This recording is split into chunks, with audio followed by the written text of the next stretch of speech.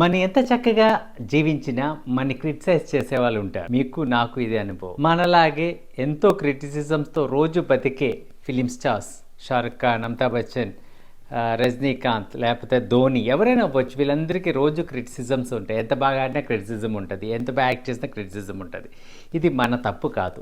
మనని క్రిటిసైజ్ చేసేవాళ్ళు ఆ స్టేజ్ రీచ్ అవ్వలేని స్థితిలో ఉన్నప్పుడు వాళ్ళు క్రిటిసైజ్. సో ఒకటి ఆలోచించండి, వీళ్ళు క్రిటిసైజ్ చేసి ఒక చిన్న క్రిటిసిజం మనం తీసుకొని జీవితాంతం మోస్తూ ఉంటాం, రోజంతా మోస్తూ ఉంటాం. అదే స్థానంలో మనని పొగిడేవాళ్ళు, మనం మెచ్చుకునే వాళ్ళు ఎంతమంది ఉన్నారు, వాళ్ళ గురించి ఎందుకు మీరు ఆలోచించట్లేదు? ఆ పాజిటివ్ ఎనర్జీని ఎందుకు తీసుకోవట్లేదు? ఇప్పుడు ఒక వ్యక్తి కన్స్ట్రక్టివ్ క్రిటిసిజం ఒకటి చేస్తే యాక్సెప్ట్ చేయండి మన మార్పు కోసం. అదే వ్యక్తి బోల్డ్ క్రిటిసిజమ్స్ చేస్తే ఆ వ్యక్తినే పక్కన పెట్టండి. మీరు మీ జీవితాన్ని జీవించి you can live and you should live for ever. ఇది మన జీవితం మనమే జీవించాలి. ఇంకొకరు మన కోసం జీవించాలన్న విషయాన్ని మనం మర్చిపోకూడదు.